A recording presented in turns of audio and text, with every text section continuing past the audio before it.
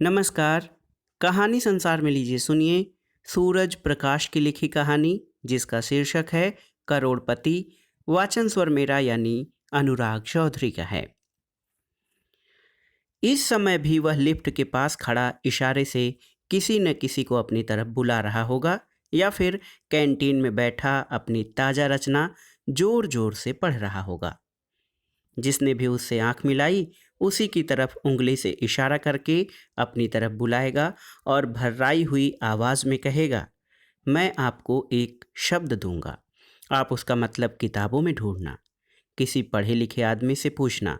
मैं आपसे सच कहता हूँ, उस शब्द से ये ऑफिस, ये शहर, ये दुनिया सब बदल जाएंगे, बेहतर हो जाएंगे। आप मुझे मिलना। अगर आपके पास वक्त न हो, यहाँ आते आते उसकी सांस बुरी तरह फूल चुकी होगी और वह हाँफने लगेगा, वहीं बैठ जाएगा। सांस ठीक होते ही फिर से उसका यह रिकॉर्ड चालू हो जाएगा। सामने कोई हो न हो तब तक बोलता रहेगा जब तक दरबान उसे खदेड़ कर बाहर न कर दे या भीतर न धकेल दे। यह करोड़पति है। असली नाम पुरुषोत्तम लाल, चपरासी है। आजकल सनक गया है। कभी खूब पैसे वाला हुआ करता था। खेती बाड़ी थी, 2-3 घर थे, शहर के कई चौराहों पर पान के खोखे थे। आजकल खाने तक को मोहताज है। अपने अच्छे दिनों में उसने सबकी मदद की, बेरोजगार रिश्तेदारों को काम धंधे से लगाया। इसी चक्कर में सब कुछ लूटता चला गया। कुछ रिश्तेदारों ने लूटा और कुछ ऑफिस के साथियों ने निचोड़ा। अपने पैसे वसूलने के लिए करोड़पति सबके आगे गिड़गिड़ाता फिरा। नतीजा ये हुआ कि वो सनक गया, बहकी बहकी बातें करने लगा। जब पी लेता है तो और भी बुरी हालत हो जाती है। कभी गाने लगता है तो कभी जोर जोर से बोलने लगता है। भगवान जाने कितना सच है या न जाने लोगों की उड़ाई हुई है। एक दिन इसी सनक के चलते ऑफिस के बाद घर जाते समय एक थैले में ढेर सारी चीज़ें, पेपरवेट, पंचिंग मशीन, कागज़, पेन, पेंसिल, जो भी मेज़ों पर पड़ा नजर आया थैले में ठूस लिया। शायद दिन में किसी से कहा सुनी हो गई होगी। उसी को जोर जोर से कोसता हुआ बाहर निकला तो दरबान ने यूं ही पूछ लिया, थैले में क्या ले जा रहे हो करोड़पति? तो उसी से उलझ गया, ऊंच नीच बोलने लगा। दरबार ने उसे वहीं रोक लिया और रिपोर्ट कर दी, करोड़पति सामान चोरी करके ले जा रहा है। करोड़पति पकड़ा गया। सुरक्षा अधिकारी ने अपनी तरफ से पूरी कोशिश की कि उसके खिलाफ मामला न बने। बेचारा पहले ही दुनिया भर का सताया हुआ है। लेकिन पता चला कि करोड़पति अव्वल तो पिए हुए हैं और दूसरे ढंग से बात करने को तैयार नहीं हैं। कभी कहे कि ये सामान फला साहब ने अपने घर पर मंगवाया है, तो कभी कहे कि वो ऑफिस की नौकरी छोड़ रहा है, अब इसी सामान की दुकान खोलेगा। उसने अपने आप को ये कहकर और भी फंसा लिया कि यह तो कुछ भी नहीं है, वह तो अरसे से थैले भर भर के सामान ले जाता रहा है। उसके खिलाफ मामला बना और उसे सस्पेंड कर दिया गया। तब से और सनक गया है। मैले कुचैले कपड़े, एकदम लाल आंखें, नंगे पैर, हाथ में 5-7 कागज, दाढ़ी बढ़ी हुई। तब से रोज सुबह लिफ्ट के पास खड़ा सबको पुकारता रहता है। कोई उसके सामने नहीं पड़ना चाहता। वे तो बिल्कुल भी नहीं जिन्होंने उसकी सारी पूंजी लूट कर उसकी ये हालत बना दी है। उसकी सबसे बड़ी तकलीफ ये है कि वह घर और बाहर दोनों ही जगह से फालतू हो गया है। घर वालों की बला से वह कल मरता है तो आज मरे। कम से कम उसकी जगह परिवार में किसी को नौकरी मिलेगी। उनके लिए तो वह अब बोझ ही है। ऑफिस में उसकी परवाह किसे है? वहाँ वह अकेला पागल ही तो नहीं, एक से एक पागल भरे पड़े हैं। कुछ हैं और कुछ बने हुए हैं, जो नहीं हैं वो सबको पागल बनाए हुए हैं। कोई भी करोड़पति से बात नहीं करना चाहता। उसे देखते ही सब दाएं बाएं होने लगते हैं, दूर दूर करते हैं। कौन इस पागल के मुंह लगे? अगर कोई धैर्यपूर्वक उसकी बात सुने, उसे सहानुभूति जताए तो शायद उसके सीने का बोझ कुछ तो उतरे, लेकिन किसे फुर्सत।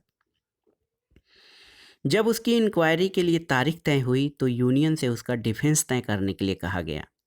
यूनियन को भला ऐसे कंगले में क्या दिलचस्पी हो सकती थी? उन्होंने भी टाल मटोल करना शुरू कर दिया।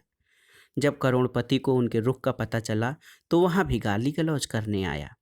मुझे आपकी मदद की कोई ज़रूरत नहीं, मैं अपना केस खुद लड़ लूँगा। गुस्से में आकर उसने यूनियन से ही इस्तीफा दे दिया। चूंकि पुरुषोत्तम लाल यूनियन का मेंबर नहीं है, अतः यूनियन की तरफ से डिफेंस उपलब्ध कराना संभव नहीं है।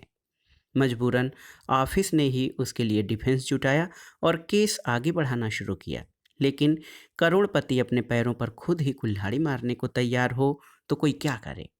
कभी इंक्वायरी में नहीं आएगा, आएगा भी तो बात करने लायक हालत में नहीं रहेगा। अगर सारी स्थितियां उसके पक्ष में हों, वह आए, बात करने लायक हो, तो वहाँ कुछ ऐसा उल्टा सीधा बोल आएगा कि बात आगे बढ़ने के बजाय पीछे चली जाए। मैं एक एक को देख लूँगा, सब मेरे दुश्मन हैं। मेरी बात ध्यान से नोट कर लो, मैं बाद में फिर आऊँगा। इस तरह की ऊट पटांग बातें करके लौट जाएगा। इसी तरह ही चल रहा है करोड़पति। पता नहीं खाना कहाँ से खाता है, पीना कहाँ से जुटाता है। इन दिनों उसे आधी पगार मिलती है, जो पगार वाले दिन उसकी बीवी ले जाती है। कम से कम बच्चे भूखे तो न मरे। इस पागल का क्या। संस्थान ने उसकी हालत पर तरस खाकर फिर से बहाल कर दिया है। अलबत्ता उसकी 4 वेतन वृद्धियां कम कर दी हैं। उसे नौकरी में वापस लिए जाने की एक वजह यह भी रही है कि उसका ढंग से इलाज हो सके और एक परिवार उजड़ने से बच जाए।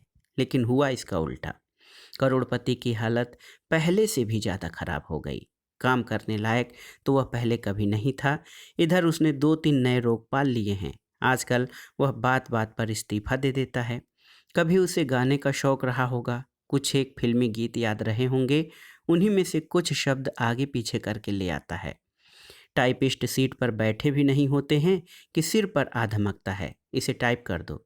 अभी किशोर कुमार इसे गाने वाले हैं। वे स्टूडियो में इसकी राह देख रहे हैं। वे नहीं गाएंगे तो मैं खुद गाऊंगा। और वहीं शुरू हो जाता है।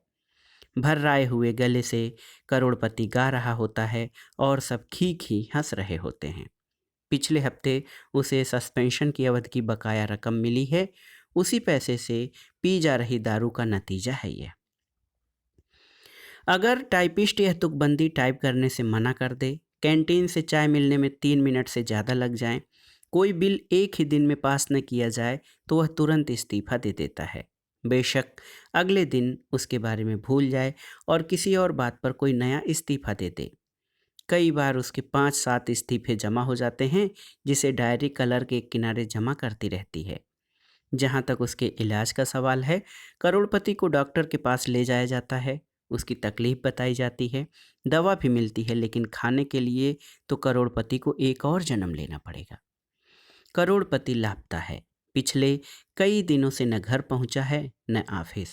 वैसे तो पहले भी वह कई बार 2-2, 4-4 दिनों के लिए गायब हो जाता था, लेकिन जल्द ही मैले कुचैले कपड़ों में लौट आता था। इस बार उसे गायब हुए महीना भर होने को आया है। उसका कहीं पता नहीं चल पाया है। इस बार पगार वाले दिन उसकी बीवी उसे ढूंढते हुए ऑफिस आई। तभी सबको याद आया कि कई दिनों से करोड़पति को नहीं देखा। कई दिन से वह घर भी नहीं पहुंचा था।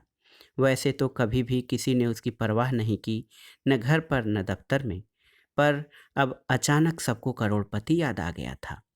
बीबी को पगार वाले दिन उसकी याद आई थी, बल्कि ज़रूरत पड़ी थी कि आधी अधूरी जितनी भी पगार है, करोड़पति से हस्ताक्षर करवा ले आए।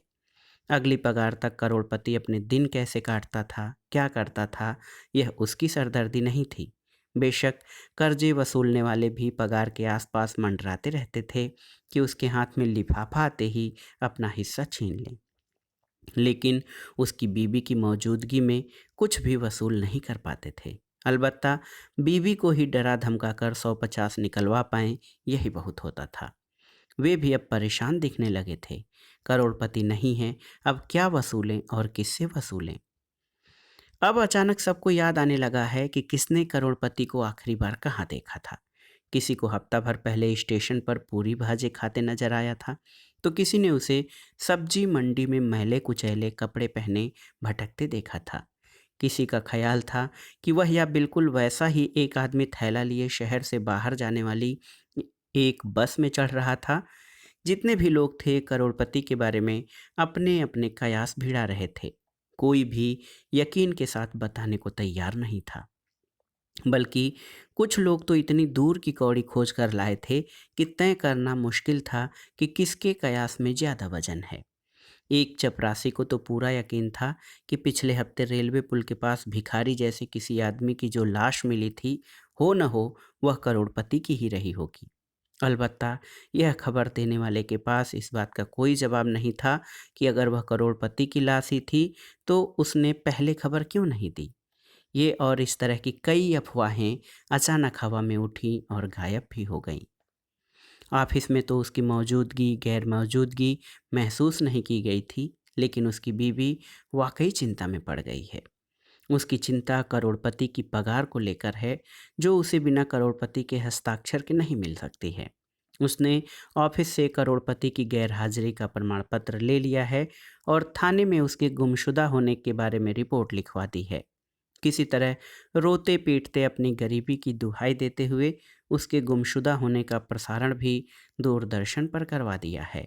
लेकिन इस बीच न करोड़पति लौटा है, न उसके बारे में कोई खबर ही मिली है। 3 महीने तक इंतजार करने के बाद ऑफिस ने हर तरह की कागजी कार्रवाई पूरी करने के बाद संस्थान का मकान खाली करने का आदेश उसकी बीवी को दे दिया है।